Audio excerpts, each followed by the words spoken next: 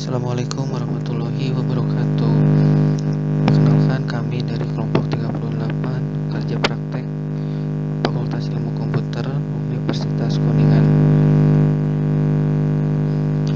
Baik, di sini ada beberapa bahan yang perlu dipersiapkan. Yang pertama ada exam, Google Chrome, sama text editor. Exam yang digunakan yaitu versi 7 ya, dikarenakan kalau di atas versi 7 itu program yang sudah dibuat itu bakal terjadi error atau tidak bisa running. Jadi kami memutuskan untuk menggunakan versi 7. Nah, untuk Google Chrome-nya Google Chrome versi biasa saja. Dan terakhir ada Sublime Text atau text editor. Saya menggunakan Sublime Text versi 5 yang seperti ini ya. Atau bisa juga Visual Studio Code. Yaitu Oke, kita langsung saja di sini login sebagai admin ya. Oke, pertama kita perlu disiapkan dulu barang gudangnya atau database barang gudang. Caranya bagaimana? Caranya seperti ini. Masuk ke phpMyAdmin, klik new.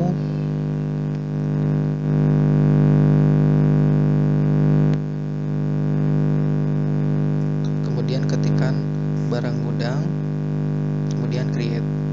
Nah, setelah itu kan mungkin akan muncul database-nya saja. Sedangkan tabel-tabel yang ini belum muncul ya. Artinya harus kita importkan atau kita buat terlebih dahulu. Oke, caranya seperti ini. Masuk ke database barang gudang, kemudian choose file. Terus kita cari file yang berekstensinya sql.file. Ini namanya gdg.sql. Kita open saja. Terus kita masuk ke import. Kita langsung import saja. Maka secara otomatis data-data atau tabel-tabel yang sudah diinputkan ini akan muncul. Oke, sekarang kita masuk ke new tab baru dengan ketikan seperti ini, localhost barang gudang, seperti ini ya.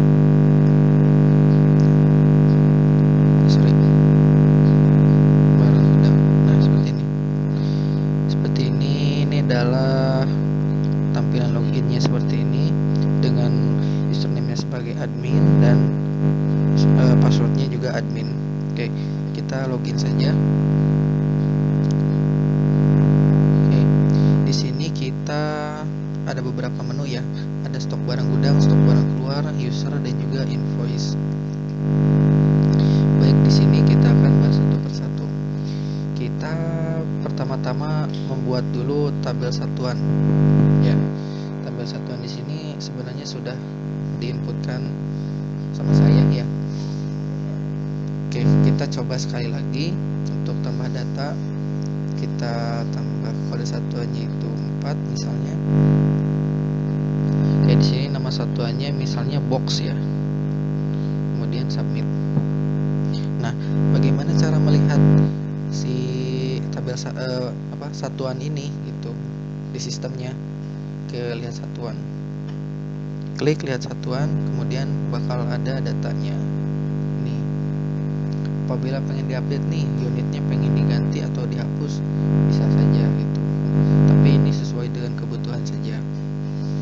Kemudian kita masuk ke tabel barang masuk. Nah, di sini saya juga sudah menginputkan beberapa data. Nah, sekarang kita coba untuk menginputkan data barang masuknya. Di sini ada tanggalnya, misalnya tanggal sekarang ya. Terus nama suppliernya ini Putra Elektronik. Terus kode barangnya, misalnya ini seperti ini kode barangnya ya. Dan nama barangnya itu saya misalkan laptop ROG misalnya. Nah, di sini berarti satuannya unit, jumlahnya misalnya 9. Nah, kita submit. Nah, sukses, data barang berhasil ditambahkan. Nah, saya pengen lihat nih di mana si barang yang sudah dimasukkan itu letaknya. Ya, di sini nih, lihat list barang. Oke. Data yang sudah diinputkan itu pasti berada di atas atau namanya itu ascending. Nah, di sini data yang semula itu 9. Kenapa di sini bisa 2, bisa 2? Nanti kita bahas satu persatu ya. Di sini kan jumlahnya masih 9 ya, karena kita menginputkannya 9. Oke. Misalnya kita pengen update nih data barangnya. Yang pertama, nama barangnya pengen diganti, jangan laptop misalnya. Misalnya pengen diganti ke SSD misalnya. Nah, kita submit. Nah, secara otomatis ini juga akan terganti. Bagaimana cara untuk mengeluarkannya apabila ada customer yang datang? Nah, kita klik saja di sini, keluarkan, tombol keluarkan ini ya. Oke, di sini secara otomatis ya, dari ID transaksi, tanggal masuk, nama supplier, pada barang, nama barang, satuan, dan jumlah itu sterilisasi secara otomatis. Terus di sini kita menginputkan 9 ya. Kita bakal menginputkan lagi di sini jumlah keluarannya itu 8 misalnya. Secara logika, barang yang sudah masuk terus dikeluarkan sesuai dengan kebutuhan ini. Dan tadi barang masuknya 9, terus dikeluarkan menjadi 8. Berarti sisanya itu kemungkinan 1 ya. Terus tanggal keluarnya di sini misalnya tanggal 4. Terus kita tinggal submit saja. Nah, sesuai yang kita katakan di awal, jumlah tadinya 9 sekarang menjadi 1 dikarenakan data yang dikeluarkan itu berjumlah 8. Kemana itunya, sisa data barang itunya? Kita masuk ke tabel barang keluar. Nah, di sini. Ini nih. Yang baru saja kita keluarkan datanya ini. Nah, seandainya dari pemilik atau owner pengen ngelihat laporan barang apa saja sih yang udah dikeluarkan, kita bisa menginputkan di kolom invoice ini. Tinggal klik saja tombolnya invoice, secara otomatis akan masuk ke sini, diarahkan ke tab baru dengan format yang siap print seperti ini. Ada logonya, di sini ada judulnya, ada headernya ini invoice bukti pengeluaran barang, lengkap juga dengan nomor ID transaksi, tanggal masuk, tanggal keluar, nama supplier, kode barang, dan lain-lain ya. Setelah itu bisa kita print.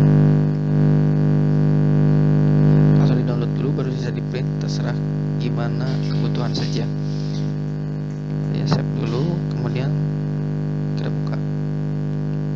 Nah, seperti ini. Oke. Nah, untuk alurnya itu seperti itu. Sedangkan kita pengen ganti nih adminnya, email adminnya pengen ganti jadi 123 gitu, tambahin, boleh saja, tergantung dengan kebutuhan. Nah, nanti di sini juga diganti, terus disubmit secara otomatis di sini. Nanti juga sistem ini akan mengikuti alurnya. Terus untuk sekarang ini adalah kita login sebagai adminnya. Oke, saya juga akan demonstrasikan bagaimana tampilannya atau bagaimana bentuk dashboardnya ketika saya login sebagai user.